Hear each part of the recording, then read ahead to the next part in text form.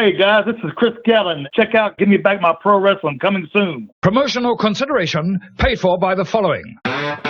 This is Steve Bowtie Bryant here. Back in the 90s, I was a pro wrestling photographer for the South, and I released what might have been one of the original sets of indie trading cards. I ran across some of these original sets. They were up in Randall Fanning's attic all this time. PG-13 rookie card, Ricky Morton, George Weingroff as the Sheik, Chris Champion, Reno Riggins, Billy Montana, Gary Valiant, the Scorpion, the Medic, Rick Reynolds, Jeff Daniels, Mephisto and Dante, Ben Jordan, Steve Neely, Marcus Woodrow, Quinton Quarisma, Little Farmer John. If you'd like an opportunity to get these cards, contact me now. You can get them for only $49.99. Contact me at stevebowtiebryant at iCloud.com. Get your set now while supplies last.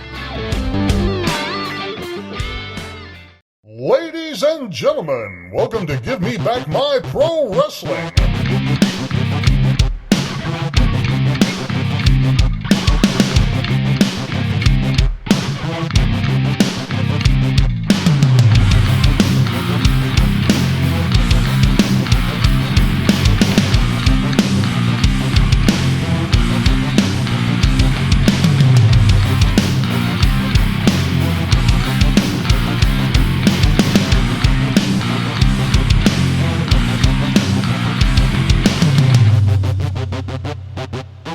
For those who don't know, now you know, baby. This is Hot Rod Biggs, Jared, Jimmy Street. We're going to take them to the limit one more time, baby, right here on Give Me Back My Pro Wrestling.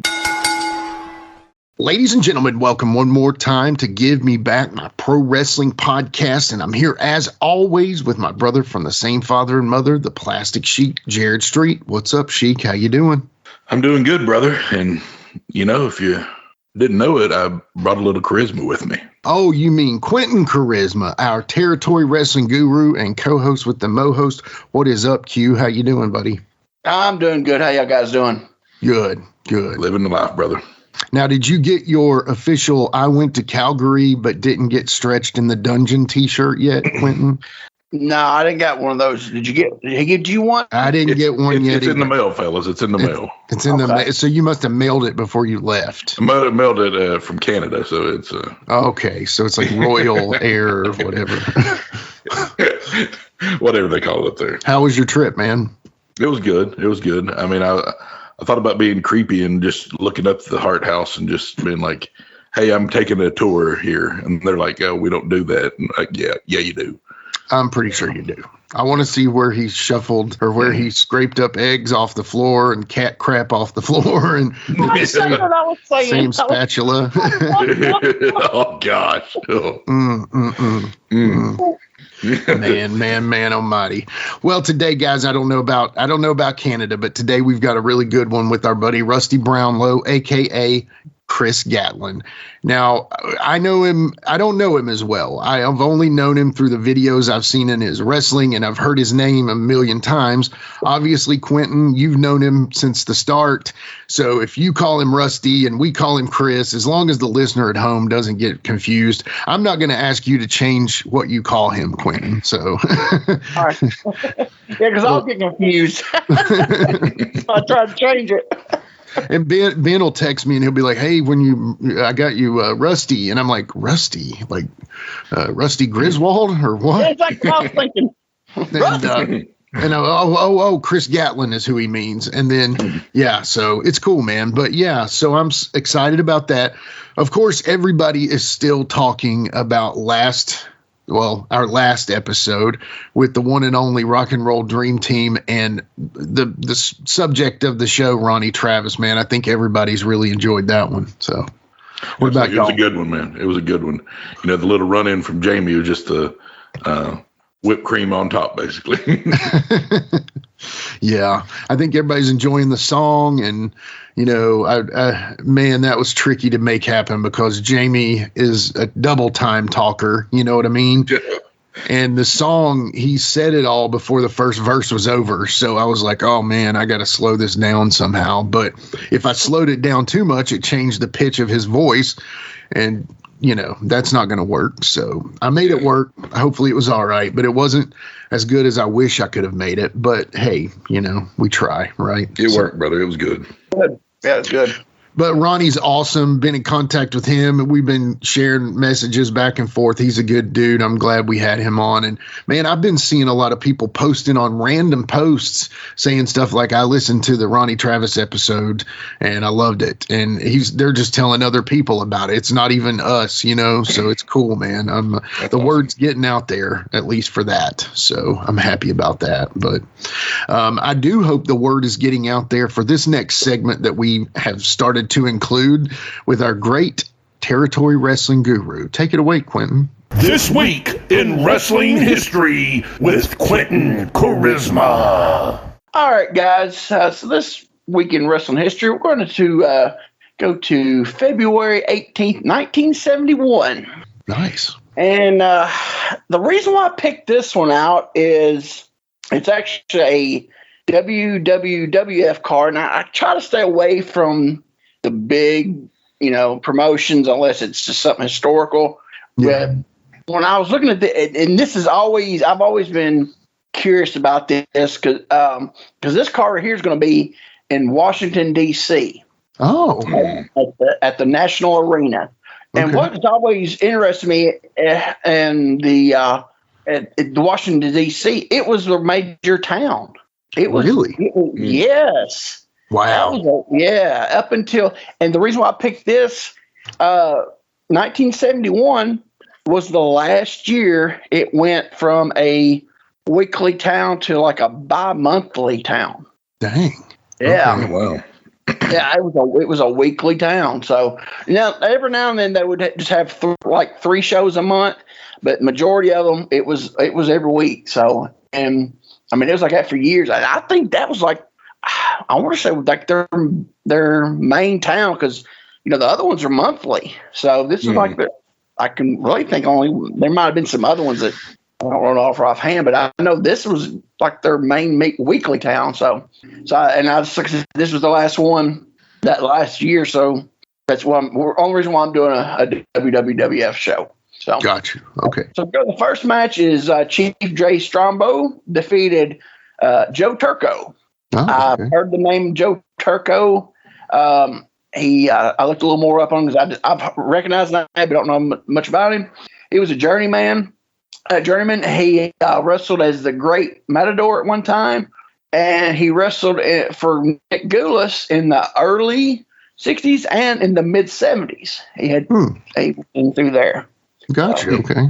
That's So cool. then we go to the second match. It's the Magnificent Maurice defeated Carlos Paradas. I didn't know anything on either of these guys. Basically, the Magnificent Maurice was a journeyman, and this was his last year. He worked for like 20-something years, and he actually he worked for Gillis in the 50s, so he'd been around a long time. Mm. And then the Carlos guy, I couldn't hardly find much on him, but he did work for Goulas in the early 70s. So Of course. there's a lot of Goulas. A lot of people went through Goulas, man. A lot of them. Seriously. Yeah. Yeah. So then we go to the third match, and this was a pretty cool one here. The Wolfman defeated Jean Dubos. I guess I'm pronouncing that right. I don't know. It might be French. I don't know. Dubois, yeah. So the Wolfman worked forever, like 30 years, and he worked mostly in Canada. And he was also known as the Hungarian Wolfman and the Canadian Wolfman. Okay. And then the Dubois guy, he was better known as the Canadian Wildman. Okay. He was had his own promotion. It was out of Ontario. It was Big Bear Promotions, and he was smaller, and he ran opposition against the Tunnies a lot. And so a little bit of stuff I looked up, and they kind of had an off and on again thing that Tunney would let him work, let him run, and then Tunney would get mad at him. Don't be running my area, so. But he ran that for I don't know, probably 15, 20 years. And he was one of the first guys with a bear. Oh, man.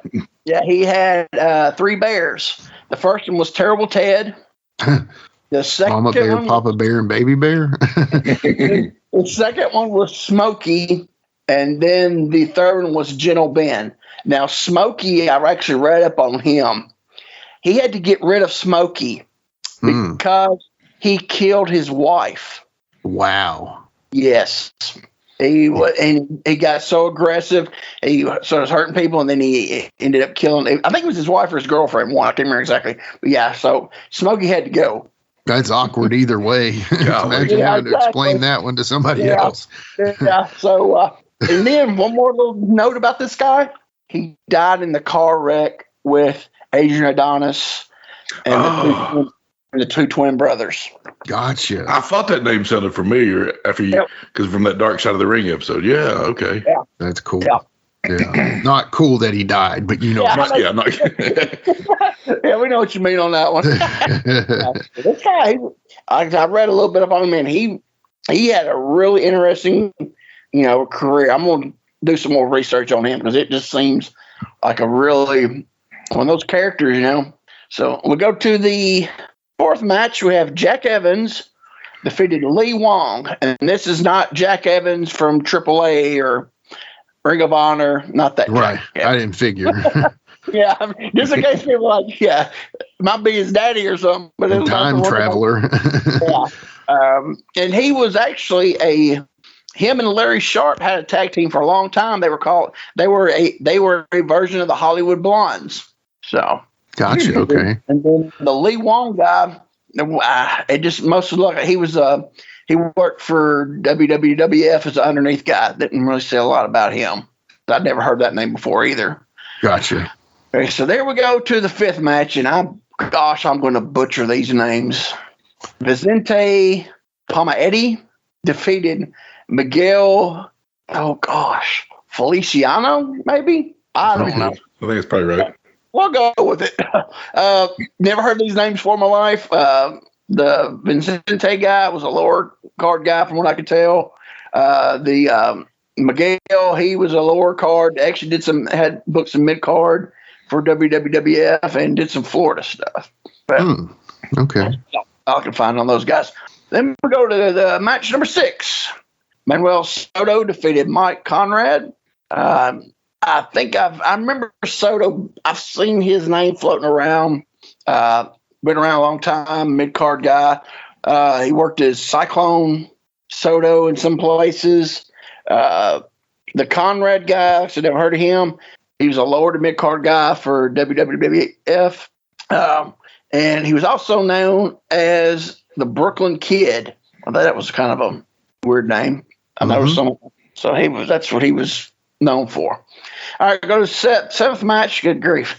I didn't realize there were 7 matches. In the main event, got Pedro Morales and Gorilla Monsoon defeated Blackjack Mulligan and the Black Demon.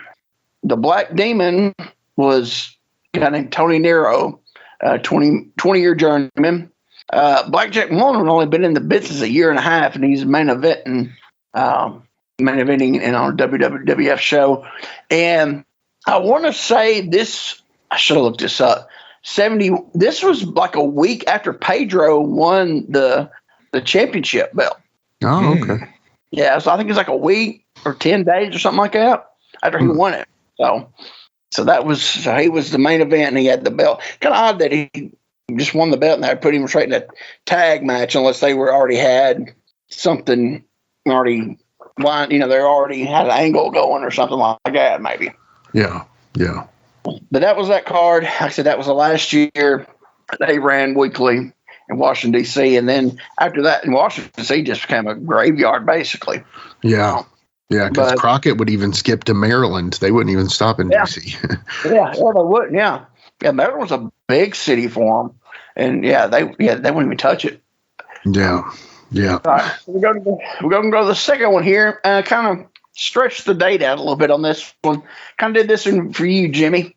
You're always bringing this up, and it's not a Dale Man. It's not another Dale Man card. Oh, come on, man. We're going to go to February 26th, 1988. We're going to St. Joseph, Missouri for the WWA / Central States promotion by Bob Geigel. This was when Bob Geigel completely was out of the NWA and tried to rebrand. And instead of just keeping the Central States name, he made his own world title and named it the WWA. But it's Central States. But when I start listening to people, the names, you'll know it's just Central States, just with a different, a different name on it. And so they got the world title. Probably still starving to death out there, though. Oh, yeah. Well, they were in 88. Yes, they were. I'm sure they were about, drawing 200 people, at the most. Anyway, okay. So we go. First match is a WWA Central States Tag Team Tournament match. First round match, we have Bob Brown and the Cuban Assassin defeated Curtis Hughes and Dave Peterson. So I'm assuming this is the Cuban Assassin that worked Calgary and different places like that in the 70s and 80s. Everybody know Curtis Hughes, right? This was first started. Gotcha. Okay. And Dave Peterson was DJ Peterson. Oh. He was a mainstay in Central States and had a good run at AWA there toward the end.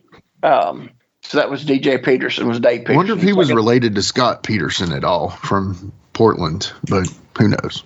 Oh, Steve Dahl's first tag partner. I don't know. Whatever. Gotten up. Let's see. All right, so we're going to the second match. It's a WWA Central States Tag Team Tournament match, first round match.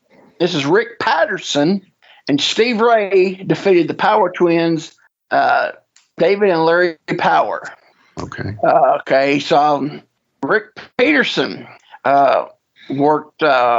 Really didn't. I heard the name, but I didn't know. Really, I've heard it, but not really. So I looked it up. He worked a lot for the Vancouver promotion, Stampede, and he worked as in Japan for Wing and IWA as Leatherface. Oh, when Corporal Kirshner was doing it, and then I don't know, he got in trouble. So I can't remember what happened, but he left, and they brought this guy, and he became Leatherface. Okay. Yeah. Gotcha. And then the Steve Ray, I can remember this guy. I think the biggest thing he did, he was Stevie Ray in Abrams UWF. Okay. I know who you're talking about. Yeah, that's what I know him as. And then the Power Twins, they were those. I barely remember. They were big muscle dudes, and they were in UWF too. So, but so then we go to the third match. We got a little guys match. Almost said the other word. Still don't know what's. Is it okay? We don't know. Roger said it was fine, but yeah.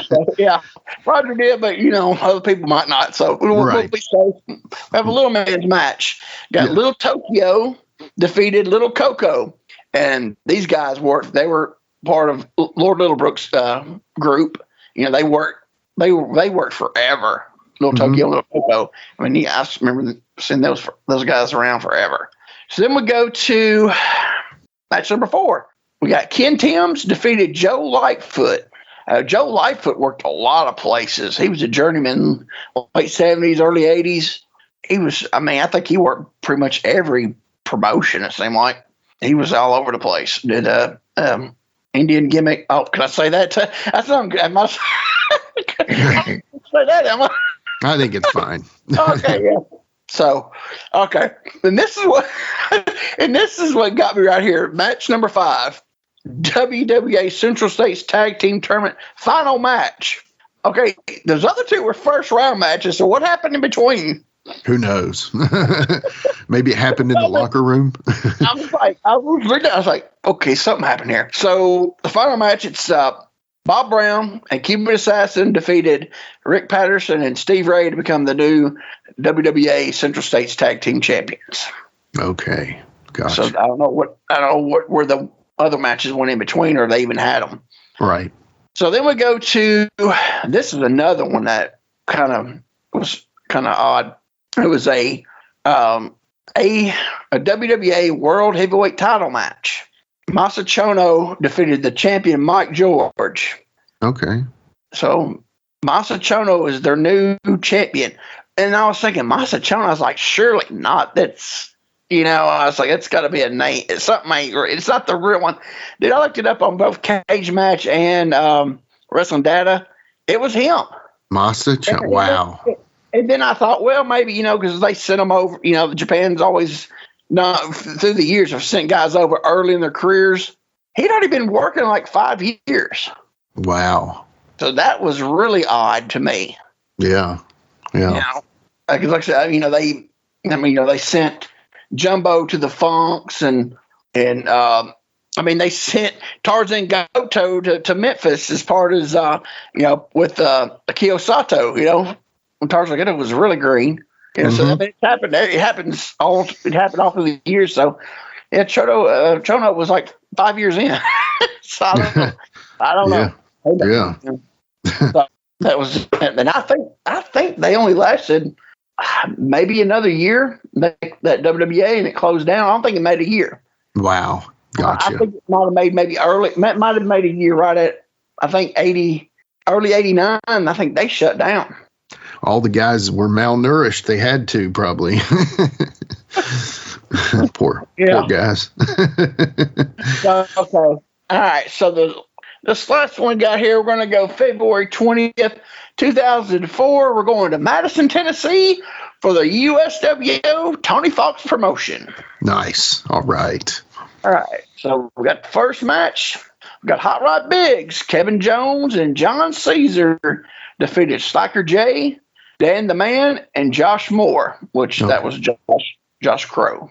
Okay, gotcha. And then we got the second match. We got Fast and Furious, which was Hammerjack and Shane Eden, wrestled the Extreme Clown Posse, Kroll, and Malenko to a no contest. Nice. Then we had the third match is a ladies match. It's Tiffany Monroe versus Venus. There was no.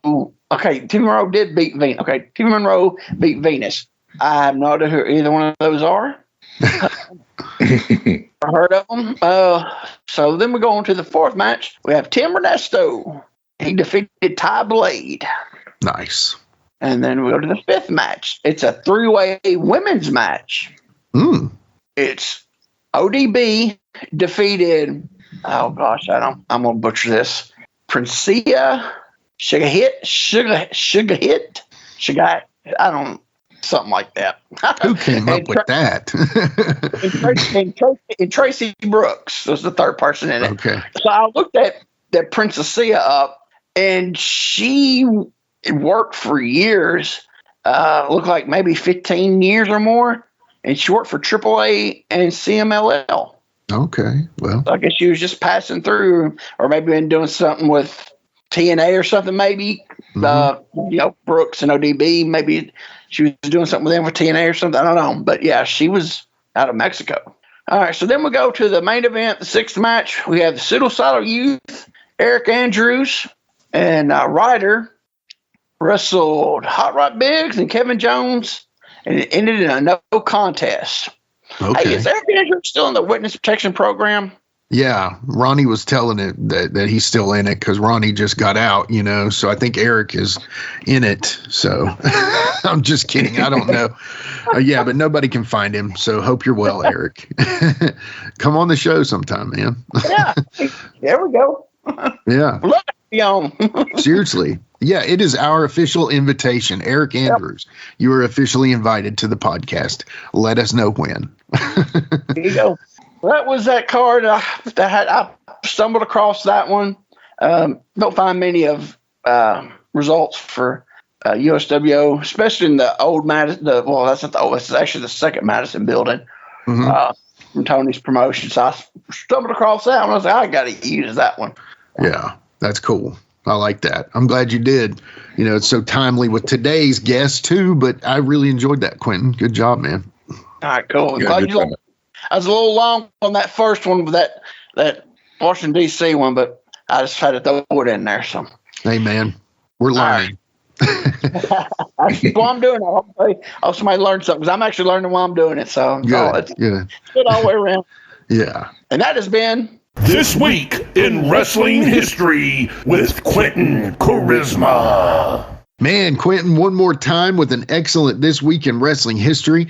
Greatly enjoyed all that. I always love when there's a local twist to it, but thanks for throwing in the poor starving fellows of Central States as well, or WWA, whatever.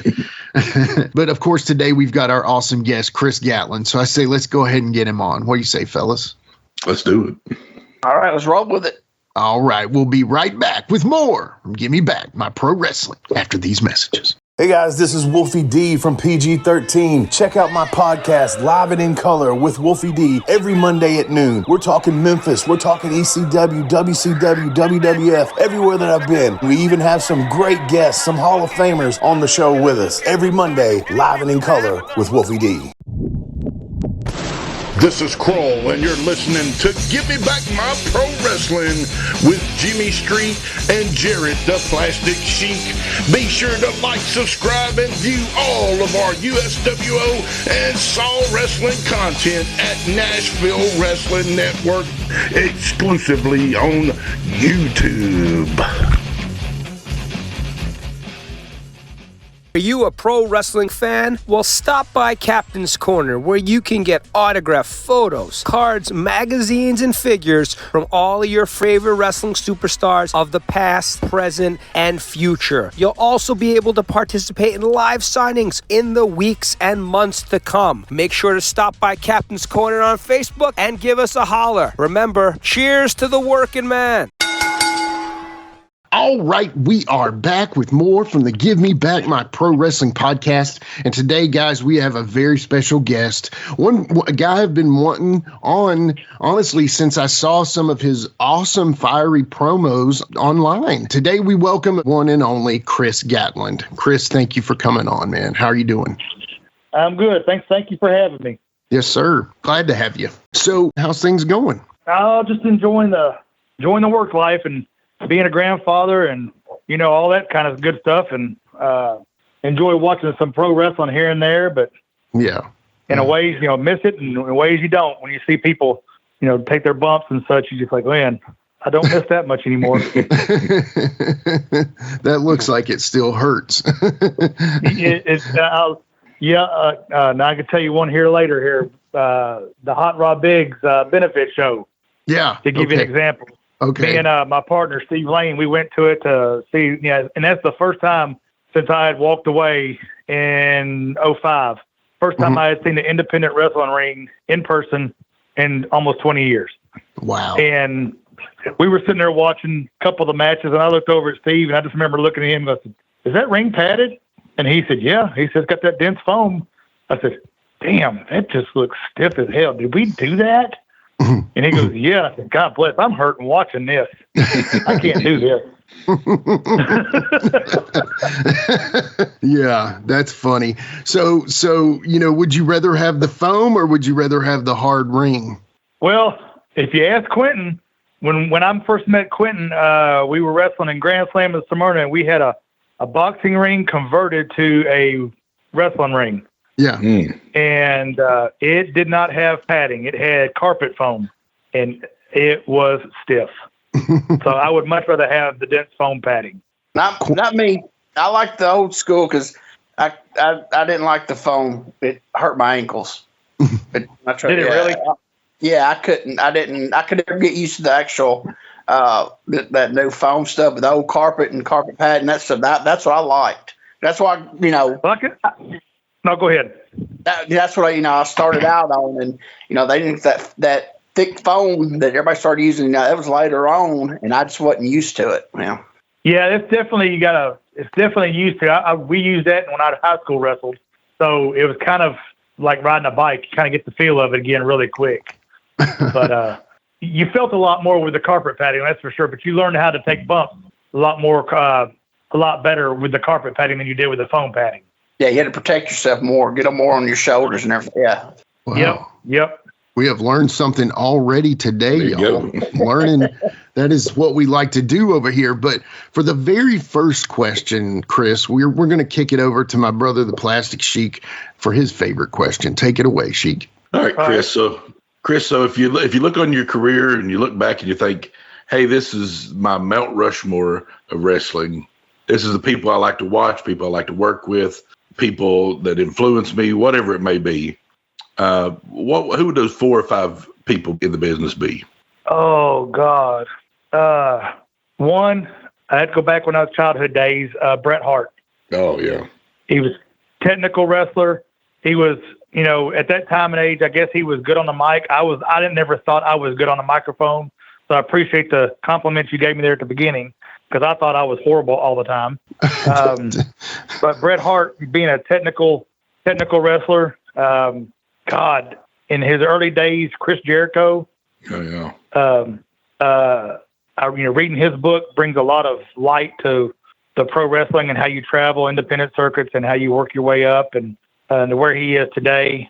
One people don't like to talk about is Chris Benoit. It's a touchy subject, but man, dang, he was a good. It's a very touchy subject, but you take his personal life out and just focus on the wrestling part. That was a machine. Yeah, he was a machine in the ring. God, and in the end of, I have to go with some couples. I remember meeting AJ Styles, and it was we were at NWA 52nd anniversary, I think it was. Me and Steve, we were invited. We were the Mid-America Tag Champs, invited down, and we took Jeff Daniels, Tim Ernesto down. Well, actually, they took us, honestly. Got to meet Christopher Daniels and AJ Styles, and they just gave us some, good insight on the business and just, props for our match and something you will never forget. Now look at him, AJ Styles and Christopher Daniels today.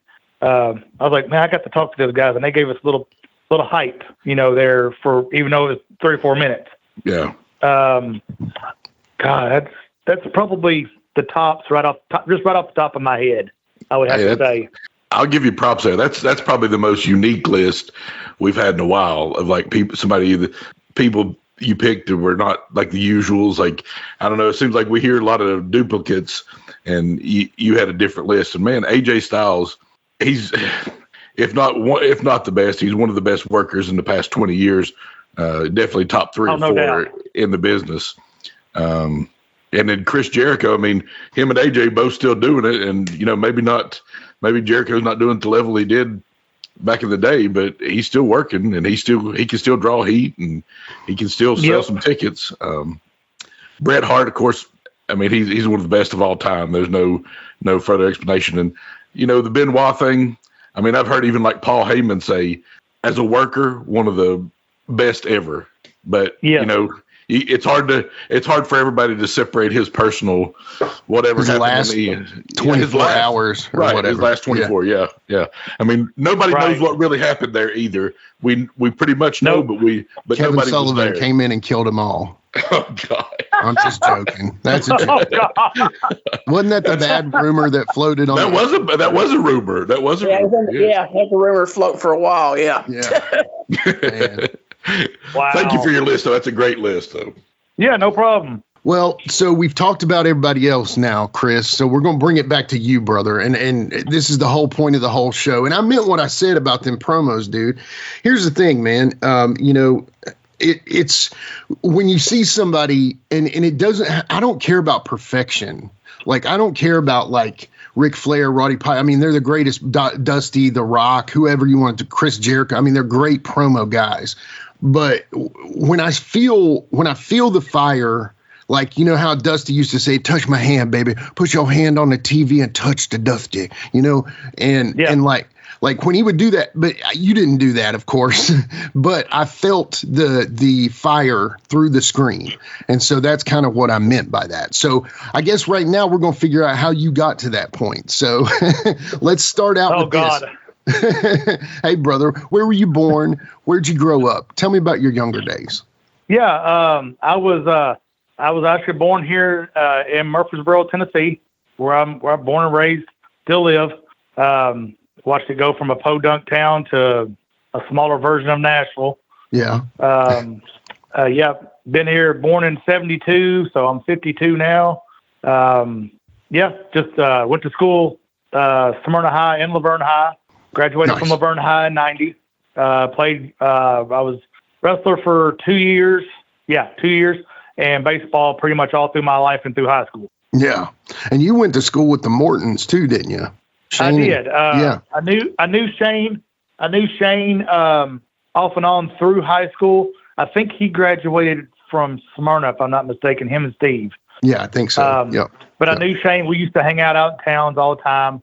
We'd run, and all that. And I remember him telling me, I'm going to be a pro wrestler. And I was like, dude, you're full of crap. I don't know what you're talking about. I had no idea his name was connected to Ricky Morton, all this stuff. If you know me, anybody knows close, I'm naive to a certain extent. Sure. Because I don't get into other people's businesses and lifestyles. Wow. I'm like one of the last people to know about things. Take notes, y'all. But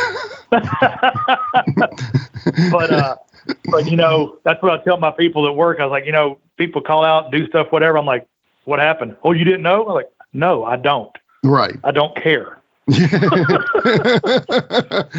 If they got a hangnail or a flat tire, I don't care. Are they here or are they not? Exactly. So yeah, I remember meeting Steve. Shane, talking to him and him telling me that we were out when we used to cruise to town in Smyrna in the early 90s. And then I lost touch with him for a little bit, and then rest is history, I guess you could say. Yeah. Well, when did you start in all that time? When did you start liking wrestling? Oh God, I think I got that from my grandfather or my great grandfather. I think it was. My dad said he used to watch it, or my great grandmother. One of the two. They would sit up at late at night watching it on their black and white TV. Yes. In Georgia. Yeah. I remember in the 80s. Of course, we didn't have cable at that time. God forbid you didn't have cable. Right. Right. And I would get my wrestling reports from the newspaper, or 2 weeks later. I would watch Saturday Night Main Event and the original Saturday Night Main Event, and then just play. I would go to the video store, rent videos, rent the old WrestleManias. And oh my God, those were the days. Oh my God, those were the days, man. Literally, you had to wait a year before they come out. I know, and God forbid if you try to buy one and they're like $100. We were kids, dude. We can't afford that. Exactly. But I kind of fell in love with it then, and my mom and dad always like, oh, that's fake. I'm like, it's not fake. It can't be fake, as a kid. Right. And now I look at people when they say fake, I'm like, I will kill you if you say it's fake. Just say anything else you want, just don't say it's fake. Yeah. Amen. All right. I can't call you Chris. I always called you Rusty. Call him Rusty. Except for working a match or pro. I don't know. Because I always called you Rusty in the back. So okay, Rusty. Oh yeah. I know some of the answers to these questions, but I'm just gonna let you go with because these are for the people to listening. How did you get starting wrestling? Who was your trainer? Well, guy by the name of Brian Fisher, aka Brian Cheatum. Yeah. We played softball together in the early 90s, and I cannot remember how it came about because I was working full time at Nissan at the time, and he said, "Hey, I bought a wrestling ring. You want to start training for wrestling?" And I thought this was a joke at first. I was like, "Yeah, I'll come out and have some fun. What the heck?" Little to be known, he'd already been trained, from what I was told, a little bit, and he started training me and running me through the ropes, how to run the ropes, how to take back bumps. And for, I think, 2 or 3 months, and it was 2 or 3 months, I think we did 4 days a week maybe, and sometimes on weekends, a couple hours at a time. And in a little old place called Leanna, I think Leanna Community Center, which is not there anymore. And we did that. I mean, I couldn't tell you how many days. It felt like forever, but it was probably for a couple months, 3 to 4 days a week of just learning how to just take bumps, run the ropes correctly where you didn't break your back or neck. Or I remember coming out with rope burns on my back and strawberries on my elbows from the ring from not taking the correct bumps. And you only do that once or twice before you start learning to do things a little more correctly. And of course, me being a hard head, it took a little longer than others, of course. But yeah, that's where I started. And I remember our first weekend match was Saturday. I think it was probably in front of 15, 20 people of the community of Leanna. And those little kids thought we were superstars. It was great. Who was your first match against, Chris? Oh, dear God. Dude, I can't remember what I did last week sometimes, and you're asking me something 25 years ago, 28 years ago. Sausage biscuit, hash brown. Oh, wait, no, that was my breakfast. Hang on. Yeah. No, I had a steak biscuit this morning. Oh, steak base sounds even better, man. Yeah. Yeah. Well, God, it was in Leanna. It was my first, if you want to call it, match. Was it a certain promotion or anything? Or? Was it? It was under Brian Cheatum. Yeah. I think is what he started as WMF. I think it was WMF then. Okay. It was right at the start of the heights of ECW. Hey, Rusty. Actually, he didn't. Well, he was in Leanna. He wasn't WMF. He was. I can't remember that. What was it? It was. Oh crap. What was? I can't remember. It was it Mid South or All Star something? It was something generic. But he didn't turn it to WMF until he went to Grand Slam in Smyrna. Grand Slam. Yeah. Okay, Quinton. I can't remember all that. I remember just setting the ring up and tearing it down and having there used to be a softball park. I mean, a field right behind it. And we did a couple of matches, a couple of shows on the softball field before we eventually moved to Grand Slam. But I couldn't tell you what their promotion now. I think to get back to your question, I think my first match, it may have been against Brian. I honestly cannot remember that. Okay. Yeah. Hey, Rusty, I got a question. Who else was in that training with you? Who else of the guys was in there? Steve Lane, of course, my partner. I call him Daddy because he's my stepfather-in-law. Okay. That's interesting, but hey. It gets even better. I'm 2 years older than him. Oh man. Okay. Yeah. Hey. I always rib him on that. Let's see, Mikey Woods was in that one. I think he had already started prior to me I want to say Mikey had already started prior before I came in. He actually had. Yeah, I think so. Me, Steve, or Jason, as I call him. Me, Steve, Mikey, Brian. That is the top three off the top of my head. Was Matt Dillinger in there? I think Matt Dillinger came in when we were at Grand Slam. Okay. I feel like he started right after we started at Grand Slam. Actually, he didn't. I remember now. He didn't? No, he was in Leanna because the night of the brawl, I was pulling him off some dude. He was just beating the tar out of him. I remember I was pulling him off. So he was. It might have been toward the end, but he was in Leanna. Yes, he was. I think you are right. Yeah. Wow, I forgot about the brawl. I've been hitting the head a couple times since then. I remember at Leanna, we had a match on the softball field, I think it was, and it's the first time I ever met Gypsy Joe. Oh, man. Yeah, I was green as grass could be in the summertime, dude. Meeting Gypsy Joe and hearing her stories, I'm telling you, I was terrified. I'm not gonna lie. I'm old enough to admit it. Yeah. I was terrified. I'm like, I'm going to do everything this guy wants me to do. Yes, sir. No, sir. Whatever. Because I've heard the legendary rumors you hear from him about him and such. And, of course, a lot of those are not rumors. Right. Right. They are not. And I remember somebody, I don't know what happened. I'm quitting another one. Tommy Bigfigure. Bigfigure. Yep. Tommy Bigfigure, I believe, was in there at Leanna as well. That just popped in my head. Yeah. But that night, I think we had the match. We had matches on the softball field that night, and somebody stole Gypsy's wallet out of the locker room. Oh man, idiot! Dude, I thought the place was going to burn down. Yeah. I don't ever know who did it. I never found out. I kind of just stayed out of that scenario. I didn't want to be involved. Right. That's all right. Let him die. Let him die. Can you imagine the balls on that dude that stole that wallet? Wow. Oh, yeah. He must not known who Gypsy Joe was, because if he ever found out, Joe would have probably killed him. Right. In that time and age. Right. But at the same time, that was the same time James Storm came in, and he was actually being trained by Shane. Yep. And I think Shane had brought Gypsy and James Storm. And that's when I met James, was then too. And he had just been training maybe 3-4 months earlier than me. Gotcha. At that time. So to see where he's at now, I think that's pretty cool.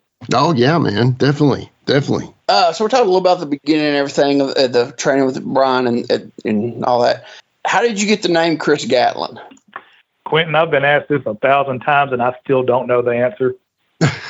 Are you one of the Gatlin brothers? Know. Is that it? No. Well, everybody makes that joke, and I'm like, I honestly, I wish I knew, because I look back at my day in Leanna, and I try to imitate Bret Hart. Okay. And looking back now, I was like, man, that was so stupid to try to actually imitate somebody. Just be your own person. Right. But that was the newness. I mean, the green part. Yeah. But I remember coming out in my old motorcycle leather jacket with sunglasses and singlet. I don't know. I remember being called. I just come up with Chris Gatlin one day, and that's the only thing I can remember. And where did Bad Seeds come from? I think that came from a song of Metallica. Oh, okay. Metallica, gotcha. That they had a song, Bad Seed. Mm-hmm. And I went by that for a brief time. Wow, Quinton, way to bring that one up. He's our deep cut guy. So yeah. I was sitting there thinking about that. I was like, yeah, Bad Seed popped up, but I wasn't going to bring it up. But he brought it up, so there it is. But I remember coming out to that song a few times at Grand Slam, and I was like, after hearing the song and then me walking out, I'm like, yeah, this may not be for me. This may not be it. So yeah, I'll change it.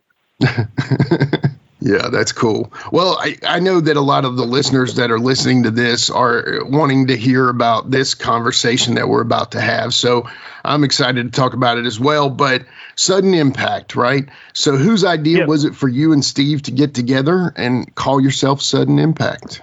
Well, I think we wanted to be a tag team all along, but we couldn't ever, because I married his wife, Steve's wife, is my wife's mother. Yeah, right. So we played inline hockey together and kind of did all that stuff. So we were close. So we wanted to become a tag team. Yeah. But we had the hardest time coming up with a name. Yeah. Because and I'm wanting to say, and I give credit to Quinton, because I think Quinton is the one that actually came up with Sudden Impact. It was me. Yeah. And that much I can remember, Quinton. I can't remember a lot, but that's part I remember. I wanted to say, yeah, he gave, cause we were looking up, and it got so bad we would sit at the house and just like pull the dictionary up in the thesaurus and just start looking at names. Yeah. What do we want to become? Yeah. Cause one was quick and one was strong, and we were trying to come up with stupid names like that. And we were coming up with like cataclysmic. I don't know. This is too long. I can't even spell that. Sounds like me with band names. Yes. And so I remember talking to Quinton, and we were just like trying to get ideas. This is what we want to be, but we just having trouble putting the words together and the name. I don't know. It may have been a couple of days or whatever it was, and this is before texting was involved. Yeah. Next time we seen him, he goes, "What about Sudden Impact?" And I just looked at him and I said, "Damn, dude, that's it." Yeah. It was just like when you heard it, you knew it. You know where I got the name Sudden Impact from? No. He was in a car accident when he was on the way, and no, I'm just kidding. Back when it was in a Boys to Men video, and at the end of the video, they say they show like they say, was it something BBD, the East Coast Family, and they show like Another Bad Creation, and they show a picture of this white boy group called Sudden Impact. And when I saw it, I was like, that'd be a good name for a tag team. And then years later, when y'all were trying to find something, I was like, I remember that name, the Sudden Impact name I was thinking about years and years ago. I was like, because nobody ever used it, and I never gave it to anybody or told them to use it. I said, and they were like, they couldn't come. I said, that would be good. It's kind of what you want, because like I said, he was wanting that power and strong, fast. I said, that'd be good for y'all. And they took it and ran with it. Yeah. You should have said the Dirty Harry movie, but That's what I was thinking of with Dirty Harry. But Yeah. The Boys to Men video. Boys to Men. I mean, yeah, Boys to Men. Of all places. Girl, I'm sorry. I love you, girl. Don't leave me, girl. You know. Hey, that'd be a good tag team. Wow. Hey, man, you get inspiration where you get it, right? You can't. Yep. It's not planned. If you could plan it, then it wouldn't be good inspiration, man. So, right. I'm all about taking from things that nobody has a clue about and using it for my own good. So I'm all about that. Good job on that one. But yeah, I remember him coming up with Sudden Impact, and we just started kind of debuting it a little here and there, and it kind of caught on. I remember going to, remember Walmart used to have those airbrush trailers sitting out on weekends. They'd come up and get a free airbrush or a $10 airbrush of your design. Yes. That was our first gimmick. We went and got 2 white T-shirts and had them airbrushed with the Black Panther, Sudden Impact, that had our names on the back, and that's what we ran with for a little bit. Gotcha. Okay. And it started getting over. So when did y'all switch to the like tuxedo jacket stuff? When did y'all switch to that? Later on? I wanted to say, oh yeah, that was later on. And I think Steve come up with that idea because I remember the Fabulous Ones. Right. Yeah. I was going to ask. Wrestling, they did it, and it was. I want to say when we started branching out, going to Shane's show and stuff like that, that we were starting to use that. I remember he had the jackets. He found the jackets somewhere. They're long tuxedo with long tails, and he had the sleeves hemmed and cut out and hemmed. And then I just made an old fashioned style. Wrote our names on the back in glitter, and then the breakaway warm up pants, and of course the women, quote unquote, women love that. Yeah, of course. Of course, I could never get up in the crowd and do like Jason did or Steve did. I'm like the shy one over there. It's like, just I want to get in the ring. Just right. I don't want to get close to him. Bret Hart wouldn't do this. No, that's right. Bret Hart wouldn't do this. By God, he'd give a kid their sunglasses, and that's it.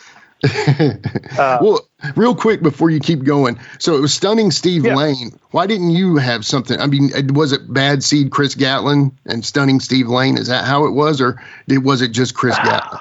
I think when we were individuals, as we were trying to find our right gimmick per se. Sure. And I think when he was individuals, he was Stunning Steve Lane. But I think when we came together, I think he kept it for a little bit, and then we just kind of slowly went away. I don't know that part of it. Okay. I don't know. I just never been I just never been a one to have I have a moniker tied to my name. I got you. It's one of those kind of things. Yeah. Yeah. I mean, you could have been like the Rabid Wolverine, and then that wouldn't have aged well, So that would not have aged well at all. You're right. Call back to the Mount Rushmore there, but anyway. All right, Rusty. You worked for Brian for a while, so do you have any good memories, or some stories about working for Brian in the WMF? Anything stick out?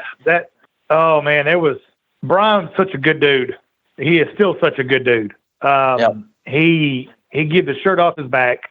He's kind of one of them. You help him, he's going to help you type old fashioned style people. You can't find that a lot nowadays.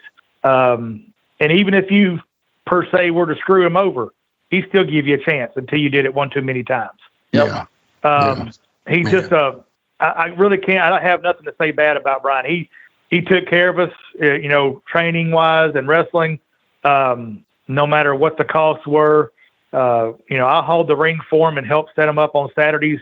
So he took care of me a little bit there, which I never did ask for because this was my passion. As some wrestlers call it, weekend warriors, but I enjoyed doing it. Man, I remember seeing, going to the Grand Slam, and we have all these ideas, and that stereo that we used was my stereo at one time. Then he finally got him one. To put 300 people in Grand Slam, with a lack of better terms, with a bunch of nobodies. That's the way I say it, because we wouldn't bring anybody in. I think Quinton was the only one we brought in. So no offense, Quinton. I always thought everybody I'm a has-been that never was. So I mean, I was never nothing. And I remember just putting out We would go out and put flyers out in the parking lots. You're paying your kind of dues by helping the promotion, by setting up the ring, tearing down the ring, keeping locker room in check per se. And he would do everything else. He would book the shows. He would make the tell storylines. And I think he got Quinton involved to help with stories and things like that. They had a little more psychology to it. Cause us green people, we didn't have much psychology. We just wanted to go out and do our thing. And I admit that I was one of them. I'll tell you that I was one of at the beginning. And just to see go from, seeing Bert come down to Smyrna and not draw from what we're hearing, 50 to 80 people have trouble drawing. And here we are with a bunch of nobodies in Smyrna, Grand Slam, indoor soccer complex, and putting 300 people on bleachers, paid 300 people. That was pretty good, I thought. Yeah, no doubt. Brian always worked his tail off, always did, gave his 100% when he was there at the show. Yeah, you couldn't ask for anybody really better to work with. That's cool. I guess a lot of people, they gave Brian a lot of grief. The established people, because they say, he brought everybody in, didn't brought them in the right way. But I mean, yeah, you can say that, but you can never say that he didn't go full force, 100% on everything, promoting in the ring. I mean, he never, melded in.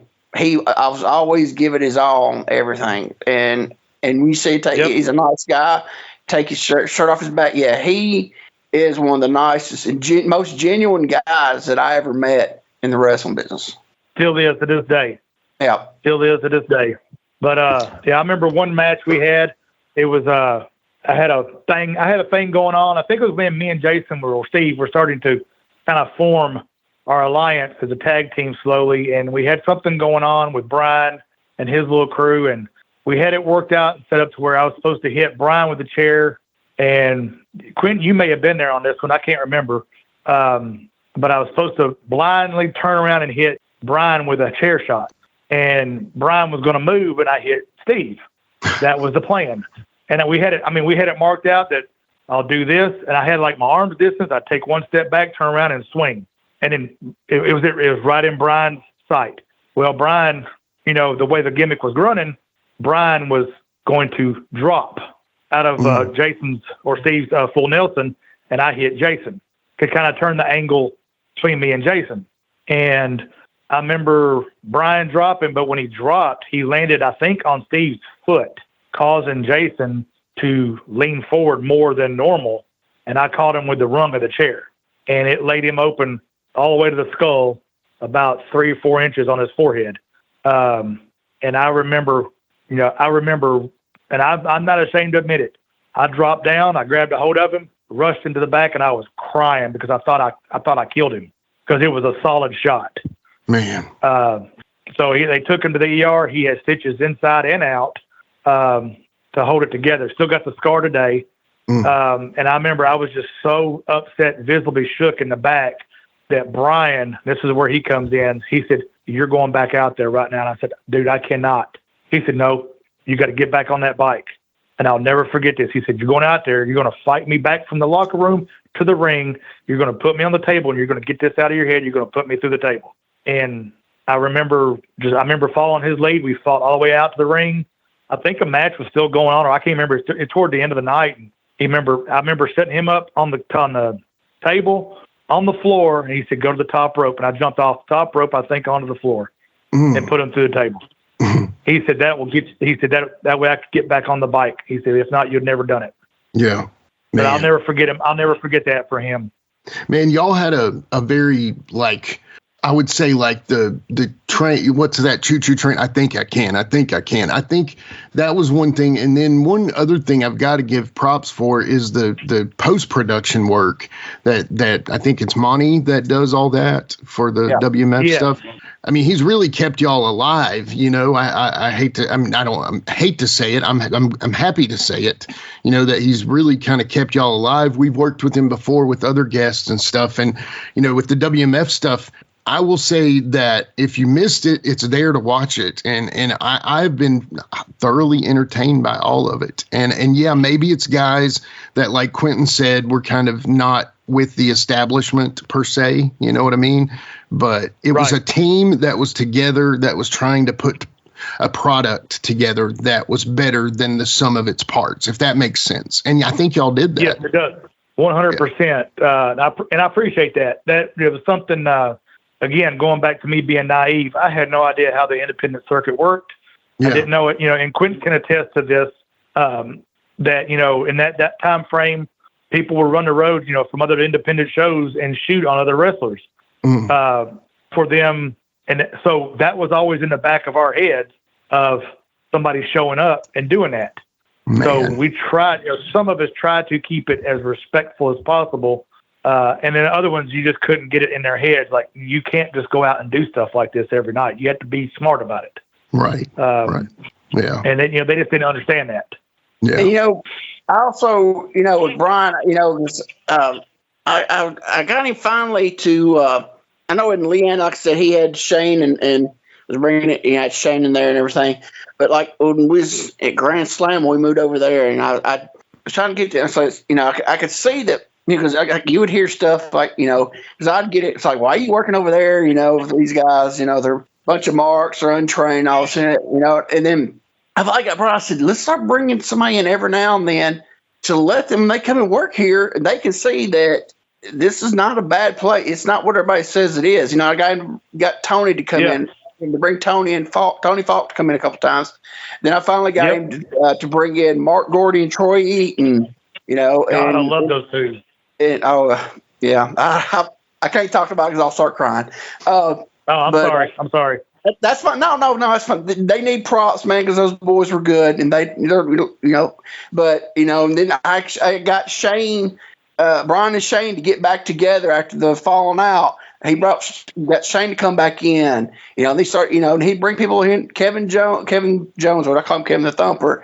He started bringing people, and people. And these guys would come and work. It's like, and they would be like, it's not bad there. It's not like what everybody says it was. Because it was rough at first, but it got better. It was getting better and better every time. Every week it get a little better. Yeah. Yep. And I remember Tony Falk coming in, and I think Quinton, you put me with him. Yeah. And that's where I want to say that from Quinton helped me out here. I think after that is when Tony started pulling me to his show. Yeah, me and you went down there. It's like he came to work, and he's like, yeah, I want to come work. And I was like, yeah, man, Gatlin will come down there. He'll work. And that's why I said, hey, Tony wants us to come down there and work. I mean, you went down there and worked the first. I think we worked one or two times down there, and then you started working other people down there at Tony's and stuff. Yeah. Yeah. Yeah. Down on Madison, where was it? Gallatin Road. Yeah. It's Madison Square Shopping Center in the back there in that Excalibur gym. Yep. But yeah, because I knew it's like there's talent here, but they're branded, and so I was like, these guys, bring guys that could see. There's some talent in this place, And like I said, Tony come in and saw you, Rob, worked you. Was like, hey, I need to use this kid, Madison, So I appreciate that. Yeah. CHW Professional Wrestling returns to Ashland City on February 22nd for the Valentine's Massacre. Breaking hearts and breaking bones. The stars of CHW won't be handing out flowers and candy. They will be handing out beatings as they each strive to become known as the top pro wrestler competing in Middle Tennessee. Come see for yourself what the entire Nashville area wrestling community are talking about, and hundreds of wrestling fans are seeing for themselves. CHW Wrestling is living up to the grand legacy of Tennessee professional wrestling. And if you love it as much as we do, we would love to show you the action and excitement you've been missing. Will the new CHW Ashland City champion and 30-man Ashland City Rumble winner, undeniable Danny White, answer the terrifying call of the Red Demon and the nefarious Nick White? Can the Tennessee Badass survive Chris Echo's devastating Kentucky Fried Chicken Wing submission hold? Will the unlikely duo of Colton Cage and Luis Antonio have what it takes to dethrone the CHW Tag Team Champions, the Wild Wolves? When the dust settles, will it be Steven or Chris Green holding the CHW ownership contract? The entire future of the promotion hangs in the balance. What will happen when two of independent wrestling's greatest competitors clash over the coveted CHW Heavyweight Championship? See champion all-nighter Austin Wright and challenger Toby Farley tear the house down in what many are calling the most important title match in CHW history. All that and a whole lot more as CHW Wrestling presents Valentine's Massacre, Saturday, February 22nd at the Ashland City National Guard Armory. Doors open at 6. Bell time is 7. Get there early for preferred seating. Our last event saw over 400 fans in attendance. Enjoy delicious and affordable concessions, and it is fun for the whole family. CHW Pro Wrestling Valentine's Massacre, February 22nd. Join us in Ashland City. And please support our sponsors. Fonda on 12th, Nashville's authentic Lucha Libre-inspired restaurant. Mama D's, made from scratch Southern breakfast and brunch. Dapper Fade's Barbershop, haircut and a shave in Ashland City. D&W 5-star residential cleaners, and of course, the Give Me Back My Pro Wrestling podcast.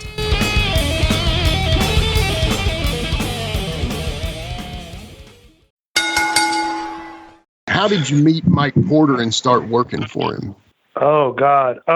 Well, Brian, we had moved over from Grand Slam. I think it's when the owners of Grand Slam decided they wanted to start redoing the indoor soccer complex and making it a soccer complex. Because it was nothing at the time. Right. It was just a warehouse with batting cages attached to the other end.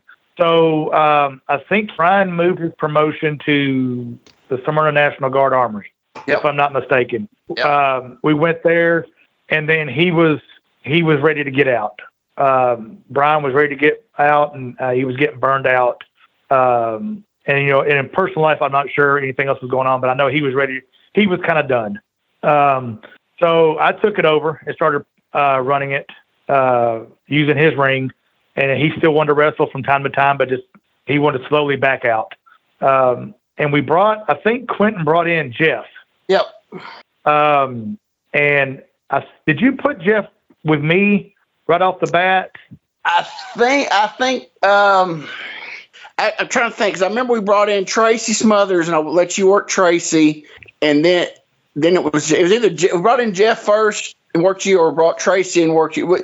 It was either, I can't remember what scenario it was. Yeah. But yeah, we brought both those in to work you. But yeah, I just can't remember which one it was first. But yeah, Jeff. Yeah, I can't remember either. I remember not long after that is when Jeff gave me the call and said, "Hey, we want to see you and Steve at NWA with Mike Porter." Yeah. I watched your first match for Porter. Man, you worked each other for your first match for Porter. Was it? At Fairgrounds. Dude, I'm telling you, my memory sucks. Yeah, what do you think of that first? Tell me. What do you think of that first handshake you gave Porter? Never mind. Oh God.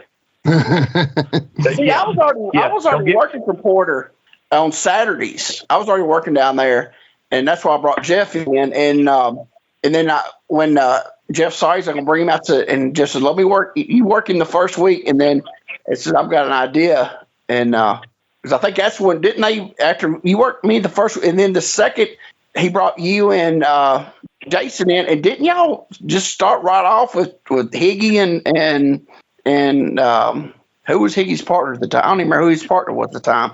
Resto? Who? Maybe? Jeff? No, I think so.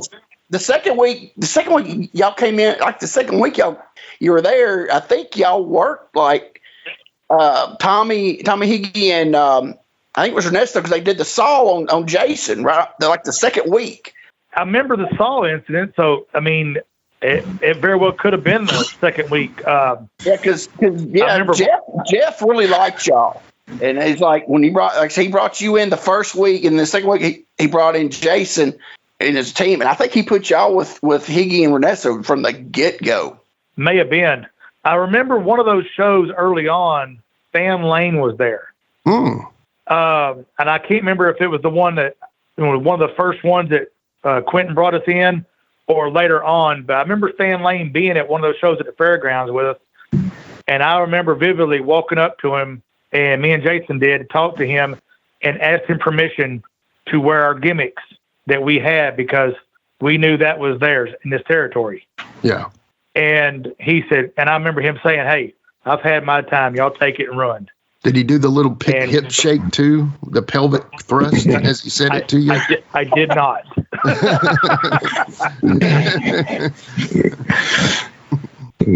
Yeah, that brings back memories of the fairgrounds.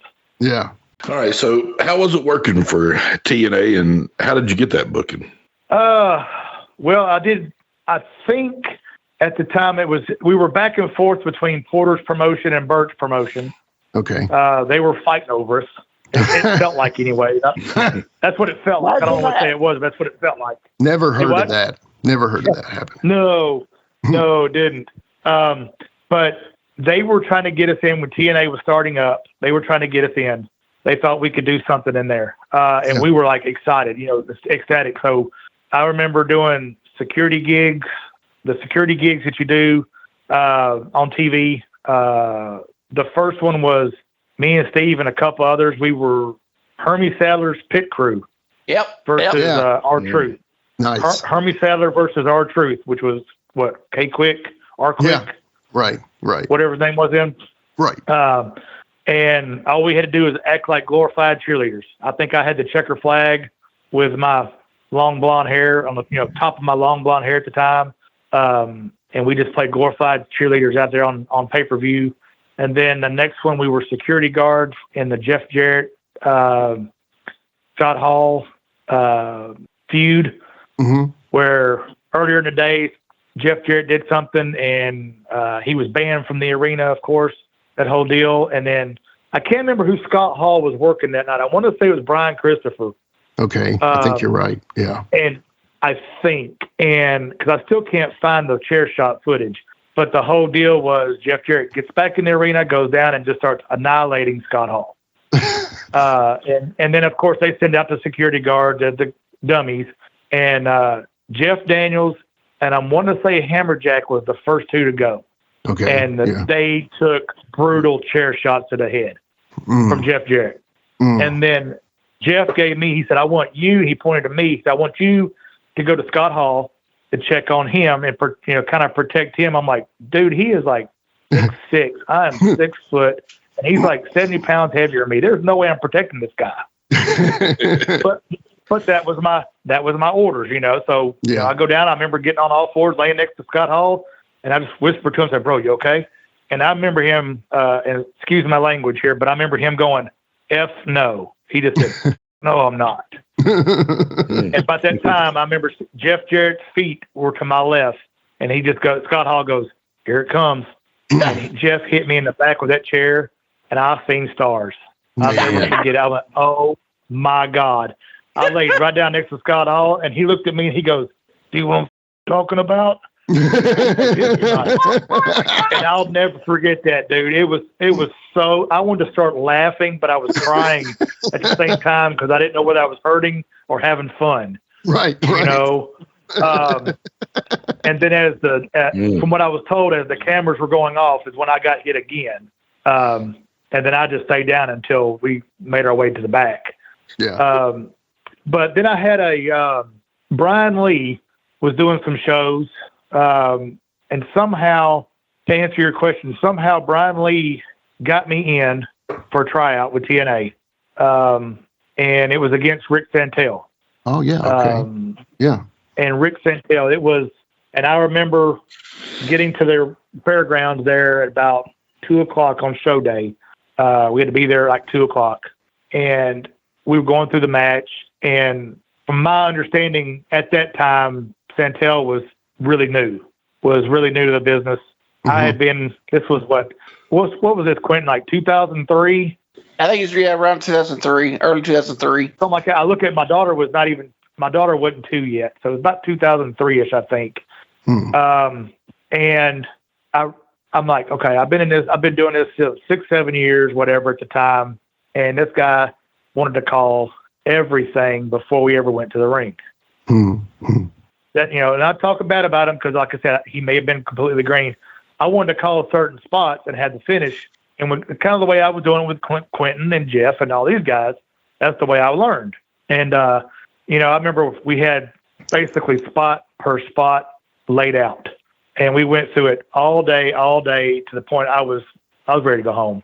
I don't know why. I was ready to go home. I already wrestled 3 times in my match and I was tired in my head, and I was tired. But I remember Porter and what was the guy over the Georgia NWA? Bill Behrens. They were arguing on who was going over, who was going to win the match. They was back and forth all day, and I didn't care. It was my shot. I didn't care if I won. Didn't care if I lost. I just wanted a shot. And I just remember going out. We did the match, and I just actually got to see the match for the first time last year. It was on YouTube. Somebody put it on YouTube, and I was actually pleased with it. You could tell in my head, I knew everything was very well choreographed. I wouldn't say very well. It was, every move was stepped out and planned. It wasn't ad-lib like we did prior to me doing that tryout. You know what I mean? But yeah, I was thankful for the tryout. But they put Rick over that night, which was fine. And I don't know whatever happened to him after that. And I know I went back to my wrestling with Jason or individuals, whatever we were doing at the time. And I slowly retired after that. Well, before we get to the retirement, let's take the next one, Quinton. All right. Back in around 2002, you and Jason started working for Tony Falk in Madison, Tennessee. And at the time, y'all were getting pushed real hard by Porter. Y'all were the top bayface tag team. Because I know at the time it was you couldn't work for this person if you worked for this person. Okay, so Tony was on Friday nights. Porter was on Saturdays. Did y'all leave Porter, or did he actually let y'all work there Friday nights and still work for him on Saturdays? How did that work? That's actually a good question. I felt like we still worked both at that time. I don't think it lasted too awfully long. Yeah. But I honestly cannot remember that. I remember what you're talking about, how you can't work for one and work for the other promotion. It's not. It's like taboo. Right. That's what I was told. Yeah. It was Quinton. I tell you, it was taboo for real. God forbid you work for 2 different promotions to better yourself. I know, because if you said you were allowed to do it, I was going to say, who offered you the blue and the red pill? Because you are the one. I think Porter realized, because y'all were so over as his bayface tag team, that even though he didn't like people, especially going working for Tony, I think that was, we didn't let them do that because they're our top babyface, and we don't need to lose them. I think that's probably what happened. I think you're probably right. Yeah. Yeah. I didn't get into all that politics. Yeah. I didn't get into all that politics stuff. So, like I said again, like earlier on when I said I'm naive to a lot of stuff, I just basically went in, did what I was told, and we left. I didn't care about all that politic crap because to me that shouldn't be there. But it's everywhere, so it is what it is. Right. But I'm wanting to say we did work a short time for both, and then of course, like any other people, we kind of stayed with Tony for a while. Then we'd get run it for a while there, and then we would go back to Porter or whatnot. So So, do you have any stories from working the Inferno Bar in Murfreesboro? Oh my God. Yeah, that's a place. If I said it once, I'll say it again. That's a place I forgot about. The old Main Street building. Yeah, we did a lot of tag team, a lot of TV there. That's where Tim Ernesto used the fire on me, the fire gimmick. And he actually used, I think, a full sheet instead of a half a sheet. Oh man! He actually, of course, yeah, he actually gave me like second degree burns on my arm. Oh my god! Yeah, he actually got me. If it wasn't for my arm going over my face, he'd have burnt my face pretty good. Man, he had trouble lighting it. There's a video somewhere on YouTube where we did a tag team. I think they threw Steve out and they were going to catch me. I was trying to get the boot off of Dante. That's what it was. As soon as I got the boot off, I went to turn around to go, act like I'm going to hit Tim with it, and he's right there under me. But he was actually a little too close, and he was having trouble lighting it. I guess because it was hot in there, sweaty or whatever. Once he got it lit, he was basically right under me. He threw it straight up, and I remember it just engulfed my arm. Man. Burnt me pretty good. But I remember working Lone Star, a.k.a. Shane. Yeah. Shane, you're listening. Bro, we had some good matches. I just watched one. It was a good match, yeah. I loved wrestling that man. He, people looked at him, they're like, God bless, he's huge, Right. I'm like, yeah, but he was a teddy bear in the ring. You worked, and he could move to be, at that time, 400 pounds or whatever he was. Yeah. The boy could move. Yeah, He could flat out move. And the match that I was a TV champion at the time for NWA. We were already starting a little story with him, and I said, "Hey, I remember talking to him backstage and in the locker room. I said, "Hey, let's showcase your speed somehow. I want to showcase your speed." I said, "Today everybody thinks I'm fast, but you're a big dude. Yeah, you can match it." Yeah, and I don't know if you know in the video that Jeff is narrating. He's doing a commentating, and there was a couple of times I tried to do a single leg on Lone Star. Where I finally grabbed a single leg on him, and I get in there and I'm holding the leg. He jumps up insecurity to the back of the head. Yes, I remember that. I was not expecting him to jump that quick and that high, and he literally knocked me out. Oh man, I was out on my feet. Wow. Okay.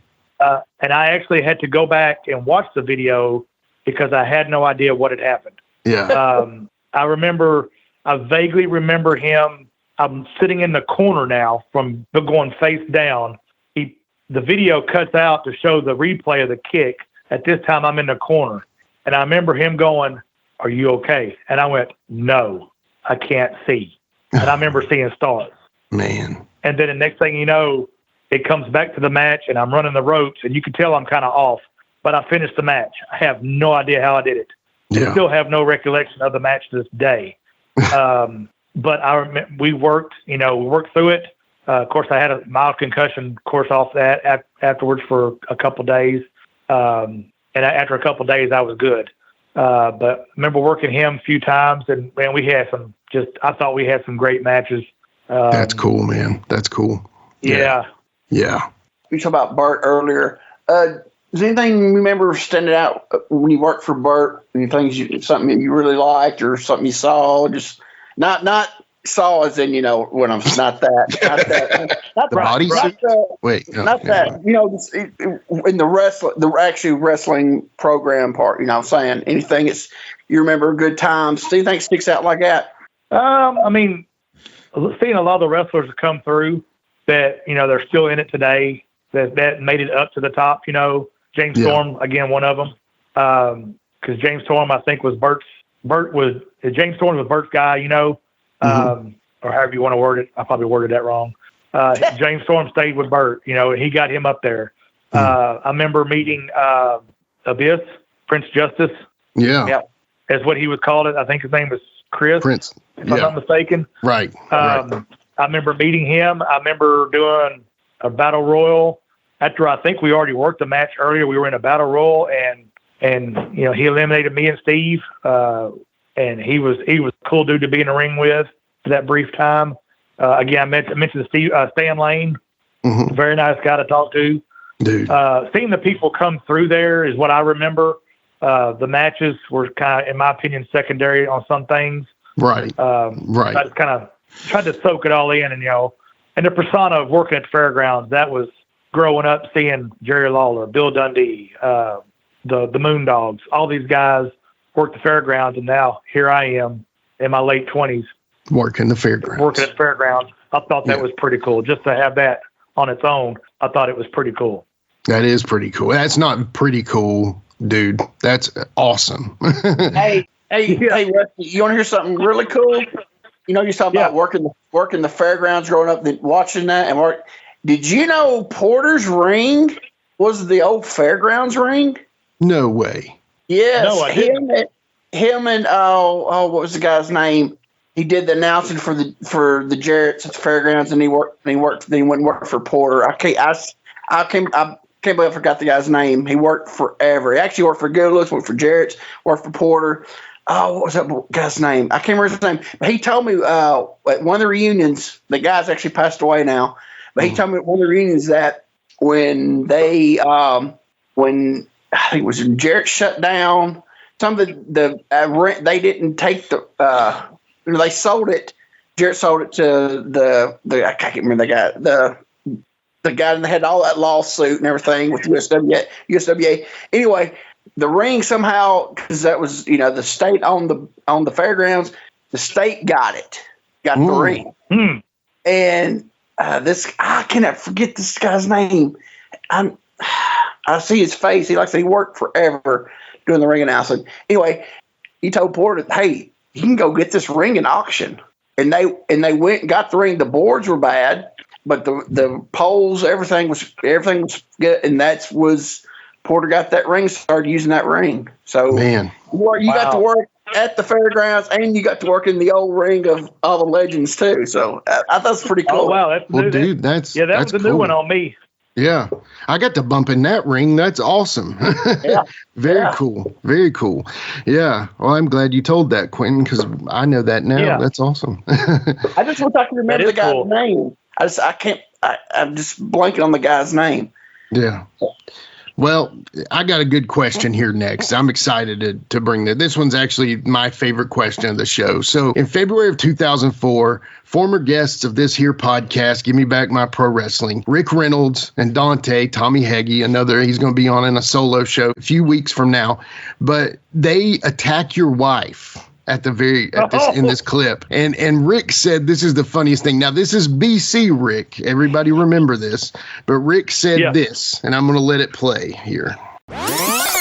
Folks, we're almost out of time, but we want to give you an update on the Chris Gatlin injury. Matter of fact, here comes his wife, Shandy. Shandy, how's Chris doing? I don't know how he's doing. He's at the hospital, and I don't have time for this. Thank you. We really put it up. Where the hell do you think you're going, little lady? I tell you what, you're lucky we didn't do a number on you like we did your old man, you skank.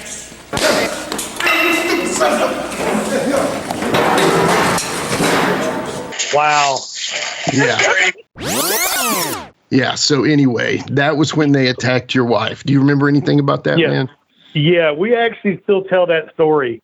And when I found it on the internet, on YouTube, I showed her. She goes, "Oh, my God, look at me." Of course, she said that. Right. And I remember she goes, "I think I was standing behind the cameras when it happened." That was in Columbia, if I'm not mistaken. Okay. At Freddie's Auction Barn, I believe. Yeah. And we were playing that whole deal, and I remember, I think, I don't have the video in front of me. That was Tommy that slapped her, right? Yeah, or Rick won. I got to see it again, but it was, I think it might have been Tommy. He slapped her, and he slapped the crap out of her. Oh, man. And she said, she told me, she goes afterwards, she goes, and she still says it today, she goes, he was so apologetic. Yeah. As soon as the cameras went off, he grabbed her. He goes, "Oh my God, are you okay? I am so sorry. I did not mean to hit you that hard." Yeah. And he caught her like across the jaw. Yeah. Everything.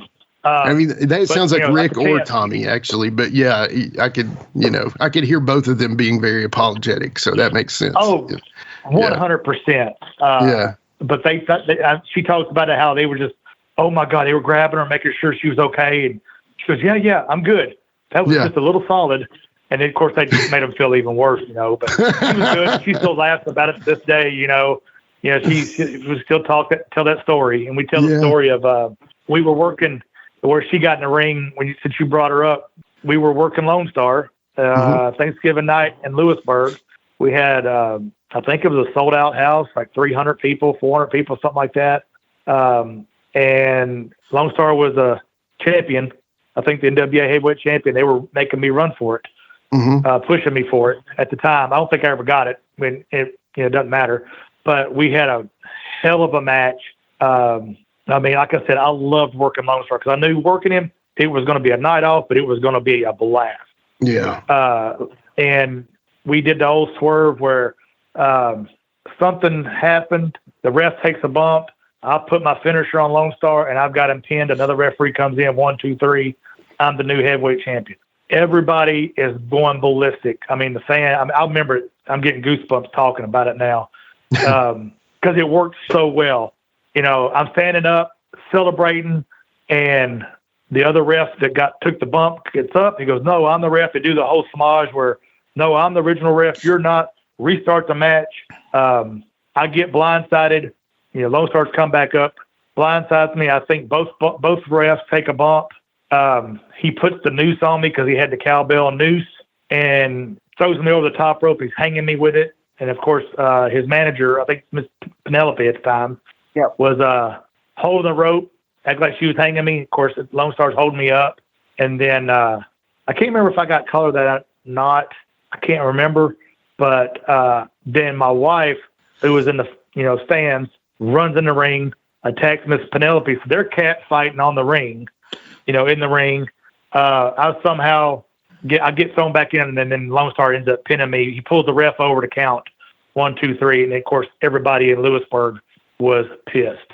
Not bad. It went from happy to you just told a story, then now you got the wives involved. Yeah. So it was that was I remember that one vividly. That was a good one. Yeah, that is awesome. The other one I have, I think it's funny and. Sharp dressed man Lawrence still remembers it to this day. When I seen him back in the summer last year, we talked about it and we laughed and laughed. Going back to Gypsy Joe, him and Gypsy were tagging one night in Columbia when we were at Shane's show, and Jason or Steve had hurt his back at work, so he was down for the count for a little while. And so I show up to I told Shane, "Hey, I'll be there. I just don't have a partner. Whatever we got to do." So they put me with a very green, very young wrestler, black guy by the name of Thunderbolt. Okay. First time I ever seen him, and this was the last time I ever seen him. wrestled with me as a tag partner versus Gypsy Joe, Sharp Dressed Man. And of course, they were pushing for the titles. They may have been the champs at that time. I can't remember. But Gypsy started out with Thunderbolt. And this was the first time I'm stepping into the ring with Gypsy Joe now. I'm a nervous wreck on my own and not having my true partner with me. Now I'm about to piss myself. Right. And Gypsy's saying, "Hey, just follow my lead. We'll be good." And all, how he used to talk. And I remember him and Thunderbolt, I'll never forget it. They locked up and Gypsy grabs the arm for a simple arm twist arm bar. Now this guy is big and muscular. Yeah. And he doesn't loosen up. And you can hear Gypsy in his old-fashioned tone, "Loosen up, mother, loosen up." And he backslaps him. He backslaps him so hard. I looked over at Lawrence, and I just kind of muttered the words, "Oh, shit." He slapped him, and he still would not loosen his arm up. And he kept saying, "Loosen up, mother. Loosen up, loosen up." And he slapped him 2 or 3 good hard times, and then he hauled off and chest kicked him. Oh, man. And it sounded like a slap. It was so hard. So he grabbed him and threw him out through the ropes onto the floor, which was Lawrence's cue to grab me. Okay. And so Lawrence comes in, the ref's grabbing Lawrence. I go to Lawrence, and Lawrence just says, "Stay with me. Stay over here. Joe's pissed." And I was like, "You don't say." So we're turning sideways, and we're keeping the refs back to the incident going outside. And I look over, and Joe is beating the crap out of this kid with a chair. All because you didn't loosen up. You got to work with him. And I remember him. We finally, the ref breaks us up. We go to our corners, and he takes Thunderbolt, throws him in our corner. And he says, "Tag this mother." And I'm like, well, I told my wife the story. I said, well, when I tagged him, I said, well, this is where I go to die. He's going to take it out on me now. And I tagged in, and I remember you laugh.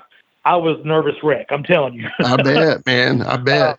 I remember we tied up, and he took me to the corner. And I always remember Shane telling me, I think Quinton told me too, if you ever get in a ring and he takes you to the corner, put your arms across the top ropes and take it like a champ. Right. He hauled off and chopped me 3 solid times. I sold it.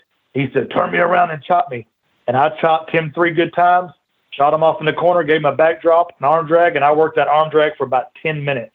That arm bar for about 10 minutes, and never felt the same from Joe the rest of the night. That's awesome.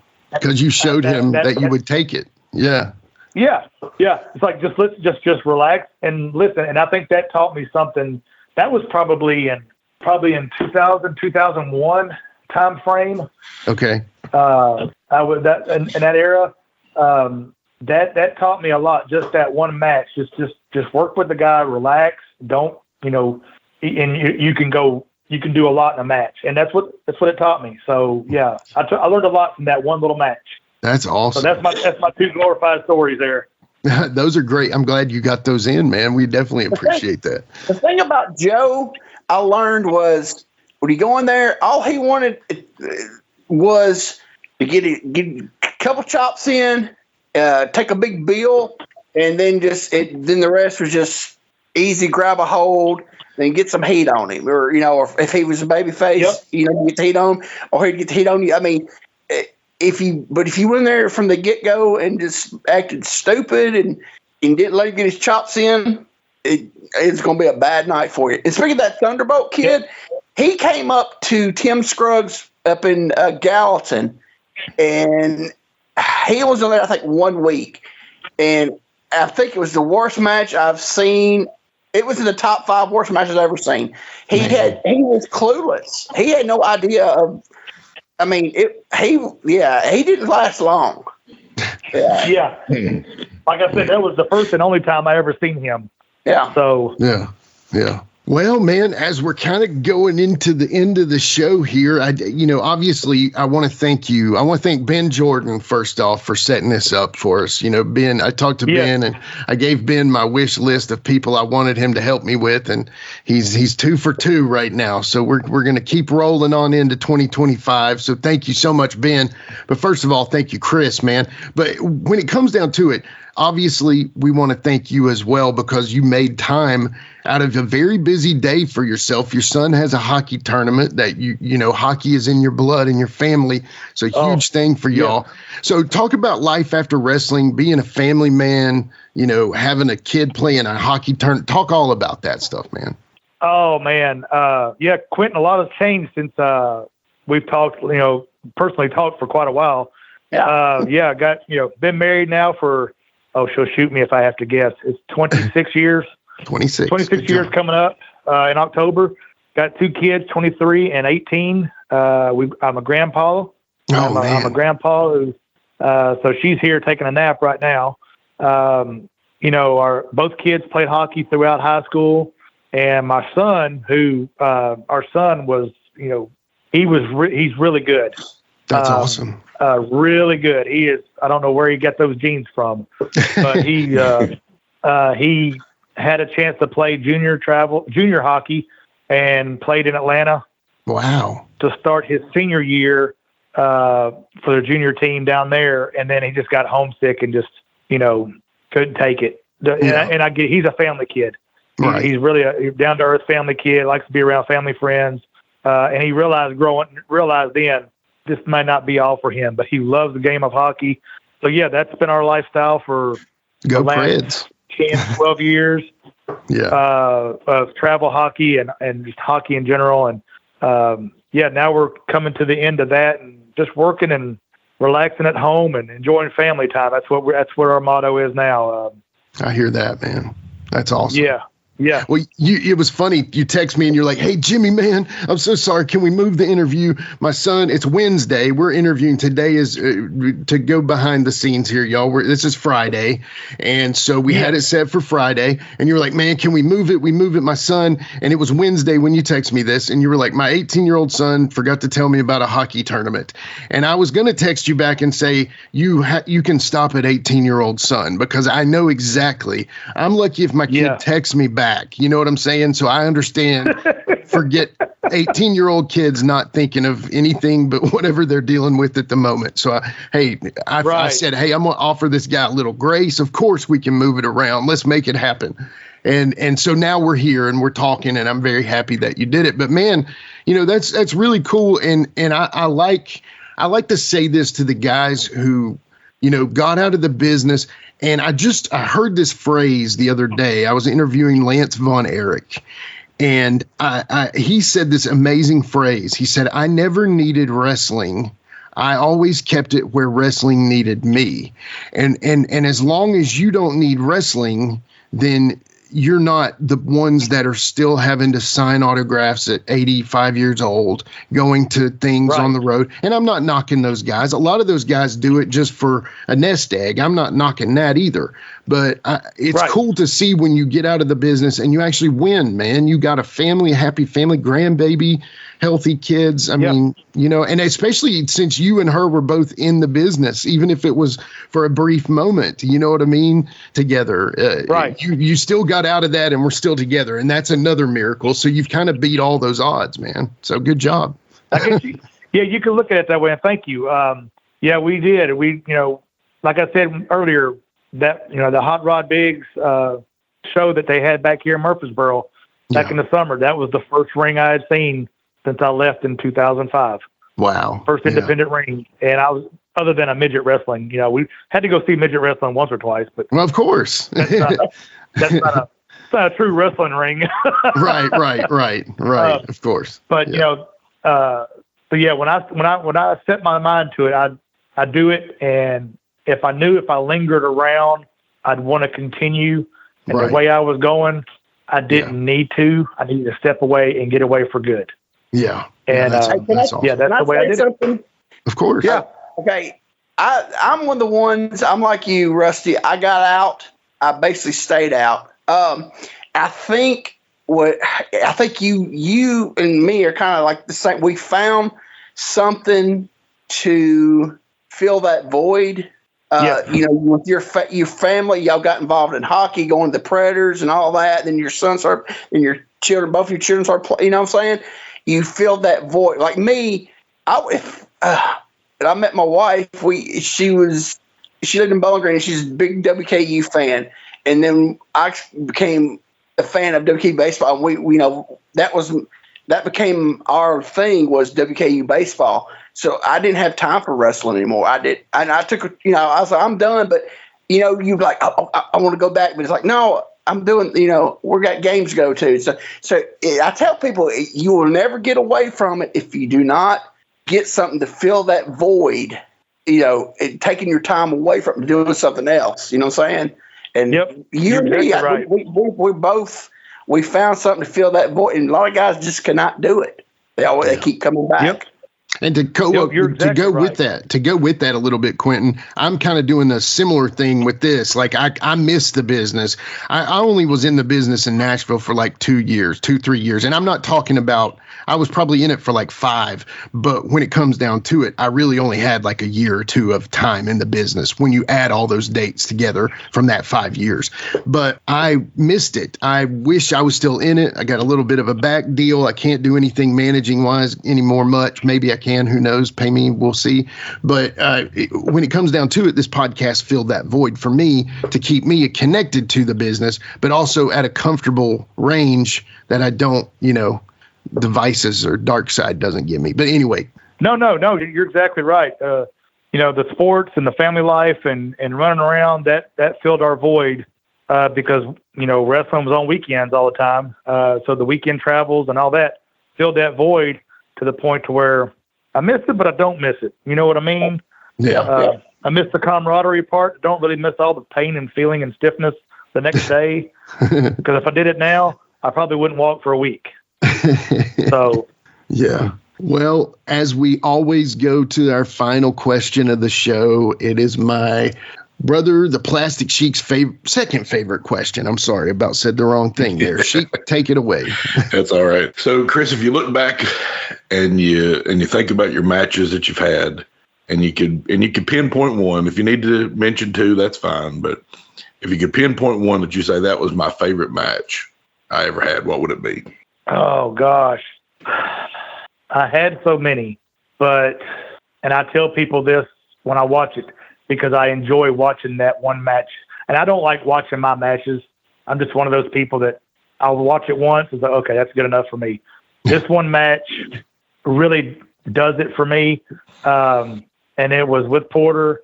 Porter was, I think Jeff wanted to push me for, so Jeff, when you listen to this, I'm sorry. We had some great matches, dude. This one was a singles, and I really feel like it was when they were pushing me for that one time for the cruiserweight title. It was and Jammer, a guy by the name of Jammer. Jammer, yep. Yeah. Jammer had the cruiserweight title, and we had a match. It's on YouTube. It's a part one. There's 2 parts to it. That match I was pleased with.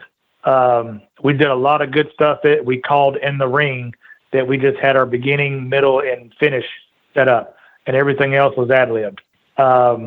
We talked about doing things and we just called it in the ring. That one is probably one of my favorites because we had the whole belly to back suplex, double pin. Jammer gets his shoulder up. My shoulders are still down. Everybody thought I won. Jammer won. That is probably, I will say that's my favorite. I would just go ahead and say it. So I apologize to anybody if I'm forgetting anybody. So that one, when I show people that match, I always tell them this is one of my favorites. Yeah. So that one, I can honestly say that one. It's Jammer was fun to work. People hated, like Joe hated taking his chops. People hated taking my chops because my hands are so big. But me and Jammer would chop each other. We went out to the floor 2 feet from people. We're chopping the holy piss out of each other. Right. You got to keep it tight in the crowd, man. You got to keep it tight in the crowd. And he was all for that. And for me, it was just all in all good match. Awesome. Some people may not say so, but that's their opinion. But that's my favorite to watch for sure. Yeah. Well, that's their opinion, and it ain't their show, so it's your show today. That's right. So. Hey, Chris, Rusty, whatever we want to call you, man, really, dude, appreciate you. This all stems, I'll say this and again, and I've said it 3 times or 4 or 5, it really all stems from me seeing a promo of you and watching that and feeling the fire through the screen, and is now, because you and we never met. I think you had already gotten out, and I was in, but I was in for a small, brief period that we just didn't meet each other, man. But, I feel like we would have gotten along just fine. Hell, you might have even had me as your manager once or twice. But when it comes, I think we may have. Yeah, it would have been great, man. But especially at that tux, man, come on, dude, it'd been perfect, So, but seriously, man, we thank you so much for coming on and telling your story, brother. Definitely appreciate you. We have to get a little Sudden Impact Part 2 coming on sometime or something, man. But I think we could do that one day. I think I may be able to talk old Steve to getting on here one day and doing it. All right. Well, just ask your stepdad questions, Yep. That's cool, man. Well, Chris, thank you. Guys, y'all want to say thanks? Thank you, Chris. Appreciate you, buddy. No problem, sir. I probably. Yeah, man. Hey, well, it was good talking to you. Hey, man, try to get down to to the reunion in May that Shane's having, because I'm sure a lot of the boys like to see you, man. Seriously, you should come, man. It would be a right way reunion. Yeah, please do. The last couple of years he's had it, I have been on shift at work, and I've never been able to make it. So hopefully it'll fall. Yeah. Where I can go. Yeah. Yeah, well, we hope you can, and we hope to see you there, and it'll be awesome. But most importantly, man, Chris, we just thank you for coming on, brother, and can't wait to talk to you again sometime in the future. Hey, what's your son's hockey team called? He is playing for the 18U Nashville Flyers. All right. They have a game here at 2:00. All right. Well, go Flyers, y'all. Tear it up, man. So we go Nashville Yes, sir. Flyers. Let's say it that way. Yeah. Because I don't care about that other Flyers team, but Nashville Flyers. I don't either. Thank you, Chris. Take care, buddy. Thanks, buddy. No problem, guys. Thanks for having me, guys. Y'all Yes, have a sir. good one. You too. Thanks. See you. All right. That was Chris Gatlin, Rusty Brownlow, whatever you want to call him. That was awesome. We'll be right back to wrap things up on Give Me Back My Pro Wrestling. That's right, it's the talk of Middle Tennessee, the channel you love to hate and the channel you hate to love. It's Brian Turner from Brian Turner's VHS Rehab. And if you're looking for matches from Wolfie D to Jerry Lawler to Dusty Rhodes and the team that put a pimp before your eyes and a goatee between your thighs, Booty Call and Athena, go to lostwrestling.com. See, I made it easy for you. Brian Turner's VHS Rehab. Booyah. Hey everybody, Gene Jackson here, inviting you to check out the Retro Wrestling Review, where each week I'm joined by some great co-hosts who help me review classic episodes of USWA Championship Wrestling, and right now we are doing week-by-week reviews of 1993. But we don't just do reviews, sometimes we get a chance to interview some of the people who were there and lived it, plus do watch-alongs. It's a lot of fun, so check out new episodes that drop every Wednesday at WrestleCopia.com, and to find links to everything associated to the podcast, you can go to USWApodcast.com. Hi, this is Mike Needham, host of the Reckless Abandon Podcast with Mike Needham. We invite you to jump on your favorite podcast platform and search for the Reckless Abandon Podcast and give us a listen. I'm sometimes joined by a part-time podcaster, part-time co-host, and full-time wife, Tiffany Nicole. We talk wrestling, we talk pop culture, we talk local events, local happenings in West Tennessee, and a ton of other stuff. But be sure to check out the Reckless Abandon Podcast. Find us on Facebook. Also, look up the Microgroup Podcasting family on Facebook and see some of our other podcasts we have out there. Until next time, make good choices, and always remember, no dollar, no dice.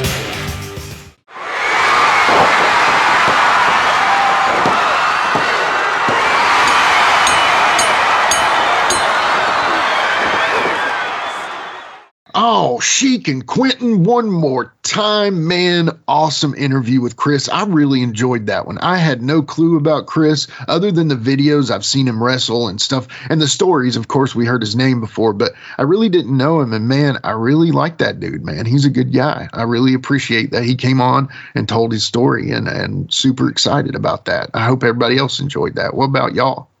Yeah, man, it was great. Again, I didn't know him either. I mean, I've seen some stuff, of course, through this podcast and everything, and heard his name, but great guy, great conversation. You know, he had, like I said, one of the most unique Rushmores we've had in a while, so that was good to hear. I always like that when there's something unique. Right. Yeah.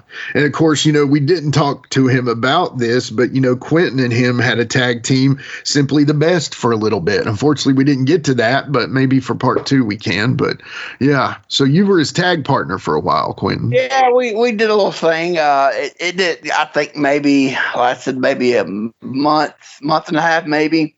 Okay. It wasn't meant to, it was this angle we did. It really wasn't meant to go long. Gotcha. Okay. Yeah. Okay. Yeah. So that's why I didn't make it up. So I mean, it wasn't, you know, nothing major or anything like that, you know. So just blink and you missed it, kind of thing. Yeah, pretty much, you know. Yeah. I think that was the only time he worked heel too. Oh, okay. Yeah. Babyface, huh? Eternal babyface. Yeah. Yeah. Well, that's cool. And like we said, you know, we really appreciate you, Chris. And maybe we'll have Stunning Steve on. We'll talk a little, you know, a little bit more about Sudden Impact in the future, man. So that sounds like a lot of fun. I don't know what y'all think, but I'm excited about it. One thing I will say is, obviously, if you want to find us anywhere or anything about us, it's at GMBMPW on Facebook, Instagram, YouTube, and X. Guys, we're continuing on the path to hit 1,000 in YouTube. Y'all are doing so awesome. Grab your wife's phone and subscribe. Grab your kid's phone, subscribe. I promise we're all good. It'll be a lot of fun for everybody. Even if they don't know about it, go ahead and subscribe anyway. Even better. Even better. No, but seriously, y'all, everything that y'all do to support us means a lot, and we continue to appreciate that. One thing that we got to talk about as far as supporting this podcast is our sponsor that we work with and sponsor as well in CHW Pro Wrestling. Now, obviously, they've had some great shows. The Lawrence's Last Stand. They just had the Ashland City 30-man Rumble. Well, next Saturday, February 22nd, it's going to be the Valentine's Massacre, and that's going to have the Wild Wolves and Colton Cage and Luis Antonio for the CCW Tag Team Champions. It's going to have so many others, Austin Wright, Toby Farley, just a ton of great Stephen Chris Green, so many great names going to be there. Saturday, February 22nd, they'll be at the National Guard Armory in Ashland City. That's 1935 Tennessee 12 in Ashland City, Tennessee. Doors open 6 p.m. Bell time 7 o'clock. Ringside seating is $12. General admission is $10. Aaron tells me this all the time. Ringside goes quick. Y'all don't mess around and don't miss that. But once again, go see our friends at CHW February 22nd. Be there or be square. Other than that, fellas, I don't have anything else. What about y'all? I'm spent, brother. After vacation, you're spent? Absolutely, man. Literally and figuratively. Yeah. Q, you good? What about you, man? All I got to do is just keep everybody, all the people we talked about in previous episodes, in your prayers. And besides that, I'm good. Yeah, so I did want to address that. Thank you for bringing that up, Quinton. Obviously, keep our buddy Ben Jordan, Quinton's friend Ben Dixon, keep Honey Badger Mark Donovan in your prayers. But we announced last week around this time frame that we were going to have Tommy Heggie for this episode. But just so happens at that exact time, Tommy needed to have a little bit of surgery done, dental surgery done. So we're going to give him a little time to recover. We'll get him in a couple episodes. But for our next episode, we're going to bring on another person from the WMF. And actually, it got a great run of history with me, too. We, spent a lot of time together when I was working out there in Nashville. And that is the one and only Outlaw Lee Condrey. I'm excited to hear from him. I think he'll have a great story, and I think this will be a lot of fun. So y'all don't miss that one for sure. But other than that, for our guest, Chris Gatlin, the Plastic Sheik Jared Street, the Territory Wrestling Guru Quinton Quarisma, and me, and we are Give Me Back My Pro Wrestling. We'll see y'all next time. Don't forget. That's all right, let him die. Let him die. With a tear in my eye, this is the greatest moment in my life.